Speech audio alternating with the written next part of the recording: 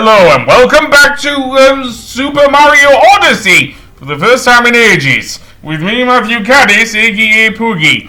Yep, because I have a new Switch and I have reloaded my old game save file. It is time to get some of the remaining moons. Mostly in the, firstly starting off with Bowser's Kingdom, then moving on to the Moon Kingdom. And then I am going to take on the dark side of the moon. Yes. The reason why I'm not mentioning the darker side of the moon is because I've not been able to complete it yet. But I have enough footage, I think, to continue this Let's Play at least. So yeah. So with that said, let's go over here to the very top of the castle. And, well, maybe not the very top, and then jump down here to this poison pool here. And what we have to do here, no joke, is actually defeat this ogre that's patrolling the area in order to proceed. So yeah. So indeed, let's do so. Have him stamped down. Hopefully I have enough time to do it. Yes, I do. And then we can open this door here, which will let us go onward into this room. And in this room, we will have to make extensive use of the Pokios. Oh yes, those birds again. Yes, indeed. So indeed, and you will see why. This is one of those towers that has those pleated surfaces that the Pokios can grab. The difference is, some of it is moving, or is moving, should I say. So yeah, getting up here can be a bit of a chore, because there are two areas in particular that I will mention, but that will be a little later. For now, I'm just making my way around the tower to get the easier of the two power moons here. So, indeed, really, I'm doing that. And yes, you don't want to hit any of the metal boxes, or metal bars, should I say, around the side. Because, of course, likewise with the main area of Bowser's Castle, or Bowser's Eastern Castle, as I like to call it, maybe Far Eastern even Castle, what will happen with the Pokio is that, well, it will fall off. So yeah, and especially with these moving things, you have to be patient. Something I am not always am as a person, I dare say. Maybe I should be more patient, to be honest. Yeah.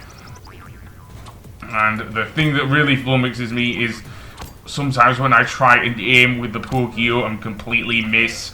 Seriously, that's a pain in the arse. I just about managed to get up there. So yeah, and let's... Phew! No, I don't want to do that! Yeah, sometimes it's kind of luck of the draw with these things. So if we go over here, we can get some more coins, yes. That'd be good insurance about us, from us dying at least. And what the hell did I do that for? We just about managed that one, but I don't know. Get up there, and then we will go around here. Up we go again, and yeah, straight up. Yeah, definitely. And the moon itself is right on top of the pillar. So yeah, not too hard so long as you are able to time it well. The other power moon, I will show off where it is in this episode, and we'll get it in the next one. Where we need to go is all the way down here. Yes, all the way down here, towards this box at the bottom. Go through there, and the key is at the bottom. If we get the key, the moon will appear at the top. Unfortunately, getting out of here is quite a chore for anyone, not just myself. So yeah, so I am not going to show any more of that. So instead, I will get another of the moons. So, where are we going to go next? Well, we are going to the showdown arena where we fought the Broodals and head that way. So yeah, and to the left there is a pipe. That is where we want to go. Yes, because that will take us to this area with the spikes. Now, the only way to get over the spikes other than jumping it is to use the Jizos. Or Jizos, I don't know. But, yeah. Now, basically, this is quite the puzzle area. So, yeah. So, firstly, we want to head to the left. Take this Jizo to the left, I think. And no, we can't break the boxes with it. It don't jump that high. And then crash through the bottom there. Press the P switch, and that will send the lift down in order for us to get back up over the bridge. So yeah, and then completely miss it. No, that's not what I want to do. I want to go back down here and back on the lift up to the top, and then head right across the bridge, and then press the rightmost P switch, I think. Well, almost. Yes. And then take the one on the left P switch over to the other side, because otherwise we can't take the one that's on the rightmost P switch to the other side. And then we can see there's another Jizo there. We don't want to do anything with it just yet, because we want to go up the platforms. If we try and leave it here, well, then there's no other Jizo to stand on the other P switch that we need to press. And that's important, because we will need to wall jump to get to the power moon, of course. So yeah, that is why. So indeed, let's go over here and go to the the leftmost P switch, I think. Either that or the one at the top. So yeah, so I don't know if I'm doing this right or wrong, but yeah, I've just left it there, I think. Well, I'm gonna lose some health here. Or maybe not. A double jump works, I guess. So, let's go up here. Take this Jizo over to the thing. Indeed, it's not easy, I know, but it has to be done. So, indeed, let's go over there.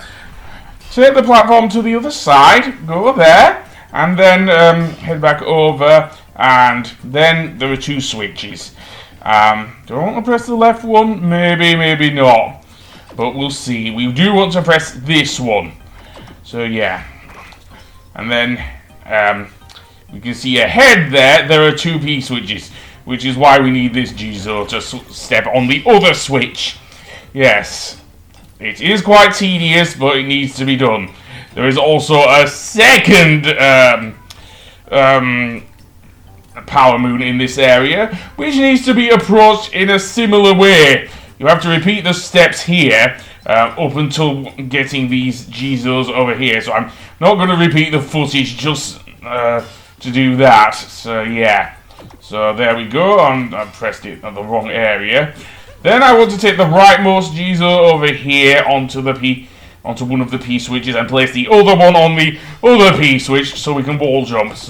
Because we can't do it without. So yeah. So I can't take that one. I can take the left one because we don't need to go to the left area again. So yeah, quite tedious indeed. And likewise with the Pokio tower. Well, we don't need to do anything more here. We can easily just wall jump our way back up here and indeed get the power moon there because it's already at the top. The second power moon is a little harder, as we will see. So, indeed, because, well, if we do die here, and I foolishly did try and die here, you don't have to do that. No, you do not. There's a far easier way of actually getting the second power moon here in the thing, and indeed we will skip right to it. So I have placed all three Jizos here, and what I want to do is, like before, move two Jizos across the. If we're gonna go by compass points to the northernmost bridge, I guess, and do that, and then do something a bit different with the Jizos that's holding up the bridge, because, well, we will need a use for him other than to hold up the bridge. But that does still give us a way across there, even without the bridge. But basically, we want to take this Jizo all the way back to the beginning of the area near the pipe, because there's a P switch here, which will reveal where the second power moon is. It's in that little alcove there. So yeah. So now I want to make it back across the spikes, which is not going to be easy with one unit of health, but there you go. And then do a long jump over the gap. And this is possible with decent timing. I know I don't have decent timing. I've said as much in many of my Let's Plays. And then I want to wall jump up here and get the moon that way. Not easy, especially jumping from wall to wall there, but there you go. And there we go! Jizo in the hidden room. So yes, that's how you do it. Then all you have to do is wall jump back up here and take the pipe back out of the thing. So yeah, that's a fairly good one. Next up, I want to, well, we'll see in a moment, because where I want to go is to the, I'm guessing over here then, yeah.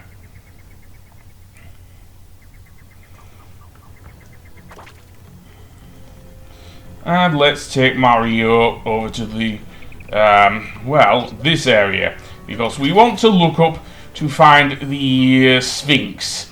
Yes, the Sphinx will be flying about here. And he will give us another power moon if we are able to spot him. Not easy to see with all the clouds surrounding the castle, but there he is, flying through the air on his own sails. So yeah, and if we are able to spot him, he will give us a power moon. So yeah. Not too hard of a moon, in my opinion. Just spotting the Sphinx, though, can be a bit iffy. But never mind, we are done. We have got our moon. So, indeed, let's make our way over to it and get it. That's fairly easy. So, Sphinx over Bowser's Castle. Right, now what? Well, I want to actually use one of the Pokios. Because, remember that Cappy who was looking for rare species of various creatures? Well, he wants to look at the Pokio. I don't know why. A bird that's probably based off somewhat of the hummingbird.